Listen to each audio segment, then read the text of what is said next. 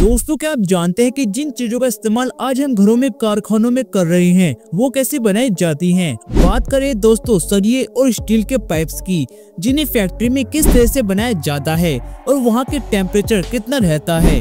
Workers को ये चीजें बनाने में किन किन परेशानियों का सामना करना पड़ता है, इनका पूरा प्रोसेस को देखकर दोस्तों आप बिल्कुल हैरान रह जाएंगे।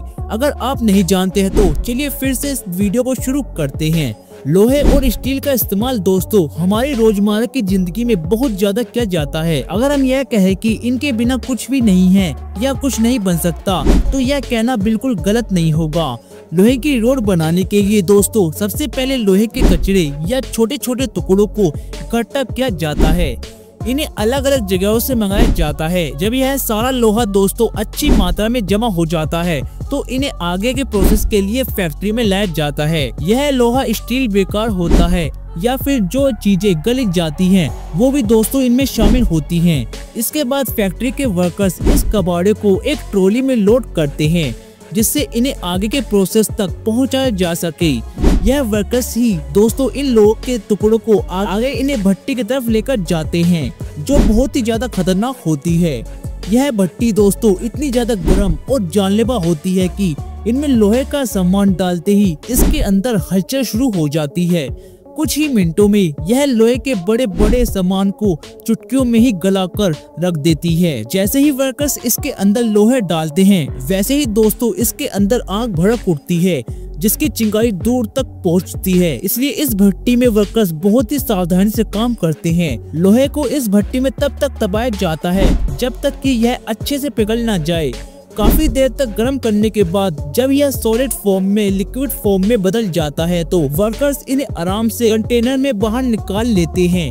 यह भी बहुत ज्यादा गर्म होता है, मगर दोस्तों इसका जरा सा भी लिक्विड किसी के इंसान के हाथ पर गिर जाए तो उसके हाथों की खाल पूरी तरह से पिघल जाएगी। कंटेनर में लाने के बाद दोस्तों इसको दूसरे छोटे कंटेनर पलटा जाता है, जिससे लोहे के इस लिक्विड फॉर्म को आसानी से इसके सांचे में डाला जा सके। ऐसा ही धीरे धीरे वर्कर्स इसको खोलते हुए लोहे को इसे सांचे में डालते हैं और इन्हें कुछ देर तक इन्हें ठंडा होने के लिए रख दिया जाता है। जब यह सॉलिड फॉर्म में बदलने लगते हैं तो फिर वर्कर्स इन बीम्स को बाहर निकाल लेते हैं, जिसके बाद दोस्तों इन बीम्स को इस सांचे में से निकालकर एक जगह इकट्ठा किया जाता है। यह बीम्स आगे लोहे की दोस्तों और भी बहुत ज्यादा चीजों को बनाने में मदद करती है। लेकिन कैसे? जब ये बीम्स पूरी तरह से ठंडी और सॉलिड फॉर्म में बदल जाती है तो इन्हें कन्वेयर बेल्ट में रखा जाता है, बीम्स के सरिये में बदल सके। इन बीम्स को एक कन्वेयर बेल्ट में तब तक रखा जाता है जब तक ये अच्छे से गर्म न होकर लाल न हो जाए। इन बीम्स को 3000 डिग्री सेल्सियस पर तपाया जाता है और वर्कर्स इन्हें गर्म टेम्परेचर से रहकर यह काम करते हैं, जो बहुत ही रिस्की है। भले ही दोस्तों इस काम में मेहनत बहुत ज्यादा हो, लेकिन फिर भी वर्कर्स को उनकी मेहनत के अकॉर्डिंग पैसा नहीं दिए जाते। इसके बाद एक कन्वेयर बेल्ट इन बीम्स को एक फिनिशिंग में ले जाती है और फिर यह अच्छे से लाल होकर इन्हें अलग अलग कन्वेयर पर बाहर मशीन के जरिए लाया जाता है। इसके बाद इस मशीन के आगे दोस्तों एक और डाई होती है, जिससे इन बीम्स को गुजारा जाता है।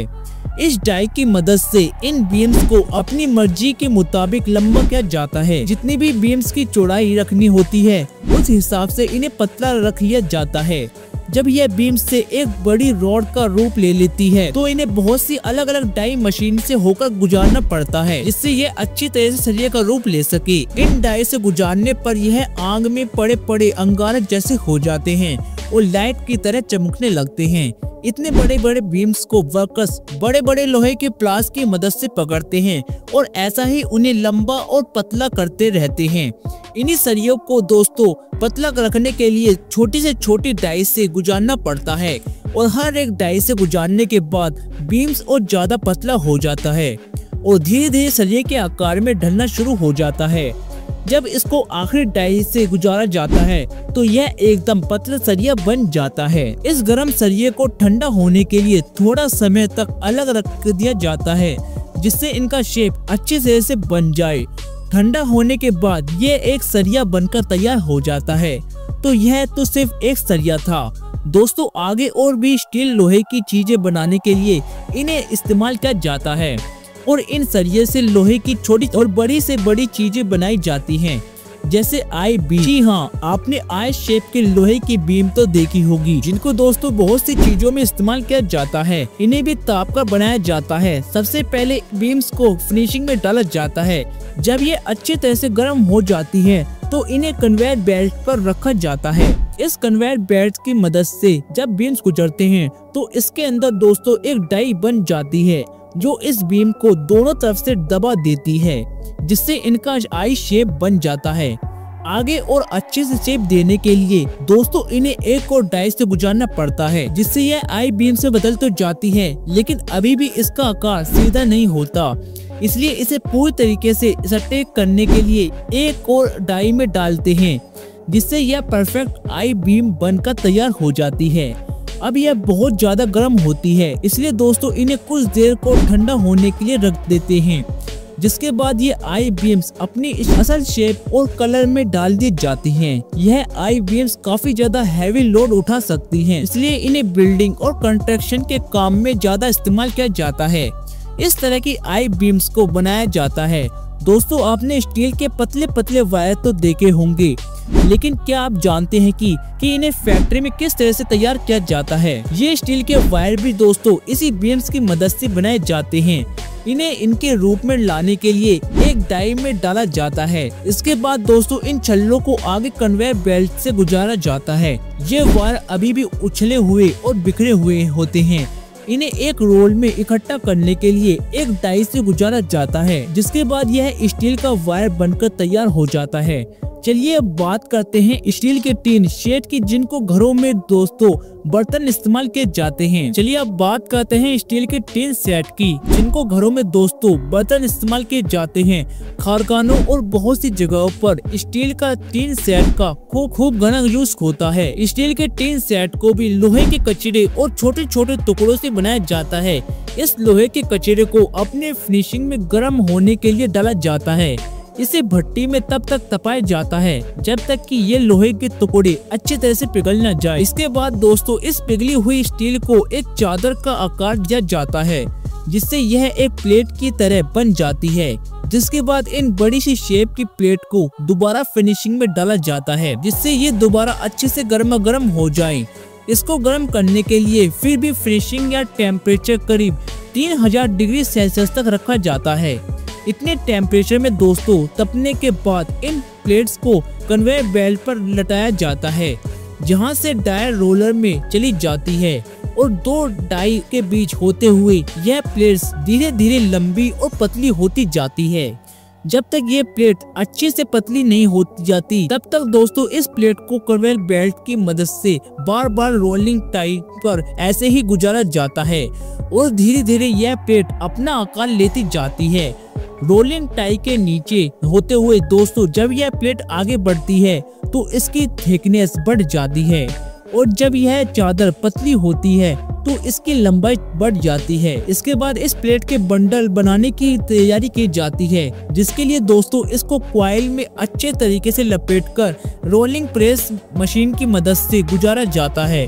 इसके बाद ये चादर अपने असली रूप में अपने आप आ जाती हैं और जितनी किसी प्लेट की थिकनेस होती है उस तक पहुंच जाती है। इसके बाद इस स्टील का दोस्तों एक कॉइल बनाकर आगे ठंडा होने के लिए भेज दिया जाता है, एंड इसके बाद कॉइल शीट को पॉलिशिंग करने के लिए आगे भेजा जाता है। पॉलिशिंग होने के बाद ये स्टील बहुत ही ज्यादा पतली हो जाती है और चमचमा उठती है। इस तरह हमारी ये स्टील की चादर बनकर तैयार हो जाती है। चलिए अब जानते हैं कि स्टील की चादर से कैसे गोल पाइप और चौकोर पाइप बनते हैं।